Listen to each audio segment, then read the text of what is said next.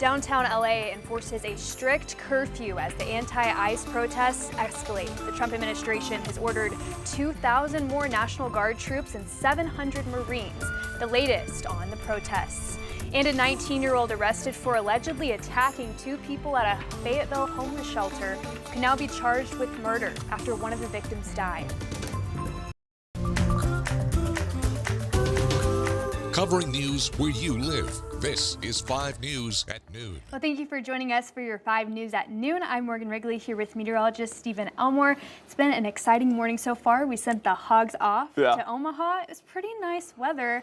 I feel like actually last night was the first night that I thought this was like summer. Yeah, it was a summer night. It was hot yesterday. Today, not too bad either. We're just increasing that cloud coverage, but this evening starts those rain chances. Of course, those increase for your Thursday and Friday as well. So far today really hasn't been bad though. And again, that slow moving system is working up from the south. That's generally going to bring us some rainfall. It's going to be very scattered though, and it's again very slow moving. Still got a while before it reaches all the way up to northwest Arkansas. Across the river valley though, we've definitely seen a lot of that cloud coverage increase as that low pressure continues to move our direction. So eventually we're going to see that rainfall as well. It just may take a while. Parts of LaFleur County already seeing maybe a few scattered showers here and there. Across the rest of the river valley, we'll eventually see those rain chances increase as well. Some heavy rainfall involved across parts of southern Oklahoma, parts of southern Arkansas as well. And this is moving up towards the north. May just take a while before it gets here. No severe weather is expected, just some good old-fashioned rainfall later on this afternoon and into the evening hours. Here's a look at what Futurecast thinks may happen. Again, here's a look at 3:30, maybe still just dealing with some scattered showers south of I-40 before we get to the evening hours. And that's when we could see some light showers expanding across the river valley and parts of northwest Arkansas as well. Really, this is going to be the starting point of those rain chances, only going to increase so for your Thursday and Friday, and really those rain chances going to last throughout the weekend as well. Northwest Arkansas, the rest of the day today, again, really nice out there right now. Temperatures only going to reach up into those low 80s, but you see here by the time we get to the evening, that's really when a lot of that cloud coverage is going to build in, and that's when we're going to open up the window for maybe a few stray showers here and there. Across the river valley, parts of us already starting to see a few of those stray showers, especially across LaFleur County later on this afternoon into the evening. That's when we could see a little bit more in the way of some of that rainfall. Lots of cloud coverage going to build in as well. Temperatures slowly dropping from the 80s down to those 70s for us this evening. And tomorrow and Friday, those rain chances really going to start to ramp up. We'll talk about it coming up. Thanks, Stephen. Well, as we mentioned, the Razorbacks are now off to Omaha. The baseball team officially hit the road to the College World Series just a little bit ago, where fans gathered to send the team off. 5 News reporter Jacob Luthi is live at Baum Walker right now, where he caught a front row seat to that celebration. Jacob. Yeah, Morgan, absolutely. It was, I mean, it's quiet right now, but just imagine about less than 30 minutes ago, there were hundreds of Razorback fans right here in front of Baum Walker Stadium. I mean, it was loud, a lot of calling the Hogs happening today. It was just an absolute fun event. And you have to, I mean, just think about these players getting to see this. And one thing that I'm talking to a lot of fans that they were saying is, they were saying that this team really does appreciate the fans, and you could tell these fans really do appreciate this baseball team. Another thing that I was hearing a lot of is they're saying this team might be the team to go all the way. They said these are the Heartbreak Hogs for a reason, mentioning that a lot of times, but they said there's something different in the air about this team. But I'm going to go ahead and show you some footage that we got earlier today. It was absolutely exciting. I didn't go to the University of Arkansas. I can't consider myself a diehard Razorback fan, but something about the atmosphere today it was electric. Fans young and old were all here. They were cheering, holding signs, calling the Hogs. People from around the country that we spoke to. One couple says that they actually came from Colorado Springs. They were visiting, and they said, we just had to be here. The people I spoke to said they grew up here. They live in Colorado Springs. They just happened to be on the day of the send-off. They said it was absolutely vital that they come here and support the Hogs. And again, I mentioned people saying this might be the team of destiny. This might be the team that finally gets the Razorbacks their College World Series title. Now, other things that, like I said, these fans really do appreciate this baseball team.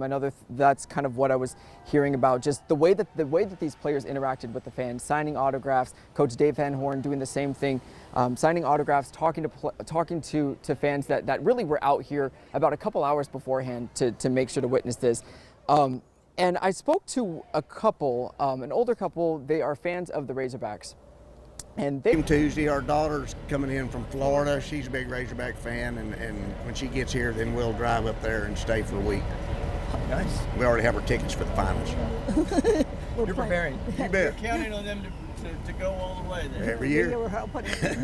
Well, you can sell the tickets pretty easy if you don't make it. We'll talk about diehard fans, right? They already bought their tickets to the College World Series. That couple tells me that they've been before. They say the atmosphere is electric. They say that fans, a lot of Arkansas Razorback fans travel to Omaha, so they're excited about that. But talk about two fans that truly say that this is the team of destiny. Again, they play on Saturday against LSU. But for now, I'm live in front of Baum Walker, covering news where you live. Jacob Luthi, 5 News.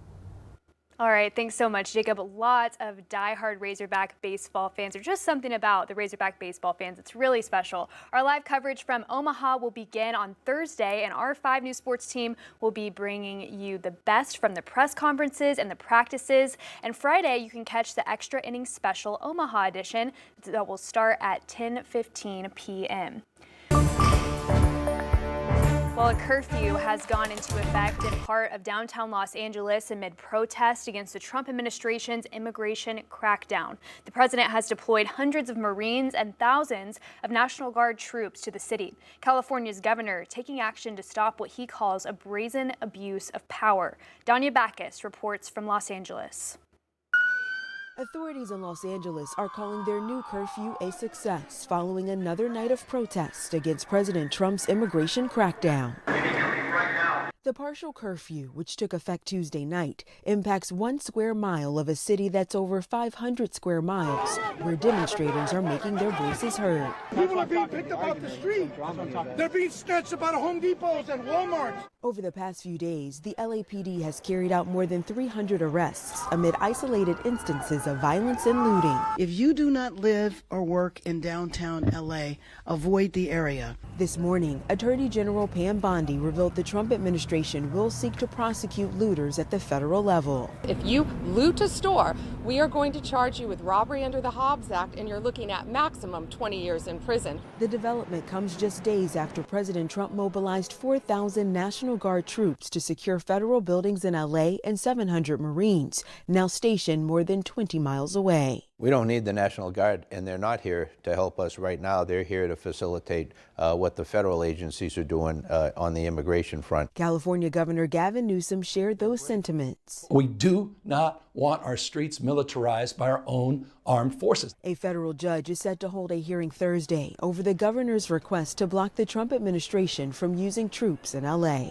Danya Backus, CBS News, Los Angeles. Meanwhile, Arkansas's governor is weighing in on the president's decision to utilize the U.S. military to regulate those immigration protests in Los Angeles. State and local leaders usually have to ask for that kind of help, but California hasn't requested federal reinforcements. Arkansas Governor Sarah Huckabee Sanders spoke on the issue, placing fault for the unrest on the leadership in Los Angeles. I'm a big fan of order over chaos, and I think the president is absolutely 100% right to step in. Frankly, he shouldn't have to, but because of their failures, he needs to. The governor expressed respect for demonstrating free speech, but said not at the expense of the public disruption. Meanwhile, at the nation's capital, Senator Tom Cotton is introducing 2 bills to increase punishment for violent rioters. The legislation would establish and raise the minimum sentences for violent offenders. It would also require non-citizens convicted of criminal offenses during a protest to be deported within 60 days. In a statement, Cotton said in part, rioters of any immigration status who assault ICE officers should face consequences. Demonstrators here at home in Fort Smith say they are standing in solidarity with those impacted by immigration raids nationwide. The group lined Garrison Avenue, calling for an end to the mass deportation efforts. One United Methodist minister says Fort Smith's diverse identity makes this issue personal. The most diverse school in the state is right down the street. It has always been a place where people of all skin colors and immigrants have been welcome and have chosen to make their home. Protesters say they plan to continue organizing and building community support, both for Fort Smith's immigrant population and those impacted across the country. Well, a Fayetteville man is expected to face murder charges after a victim in an attack at the Seven Hills homeless shelter has died. Investigators say Jaden Lemming attacked 2 victims with a blunt weapon while they were asleep. We spoke to prosecutors about the case. They say they're still trying to figure out if they want to seek capital murder or first-degree murder charges. Police are also investigating if anyone else was involved in the attack. Is claiming that he carried this attack out as a result of somebody telling him to do so. There is also additional information that the intended victims were not the people that actually were injured in this case. Lemming is being held in the Washington County Jail. We'll bring you any updates on the upgraded charges after prosecutors make a decision. Well, now to an update in a plan to revamp the SNAP program in Arkansas. The USDA is giving the green light to Governor Sanders' request to ban the purchase of unhealthy items like soda and candy with food stamps. Arkansas now joins 6 other states with permission to make that move. Government figures indicate about a quarter of the nation's $119 billion food stamp spending goes towards soft drinks, unhealthy snacks, candy, and desserts. Governor Sanders says it's a bold step to fight chronic disease and promote healthier choices, something she echoed when first announcing the proposal 2 months ago. 1/3 of our state has diabetes or is pre-diabetic. When the numbers are that high, it's important for us to examine a system that actively encourages and subsidizes unhealthy, highly processed, addictive products. In its approval, the USDA says this aligns with President Trump's mission to make America healthy again. The restrictions go in place in July of next year.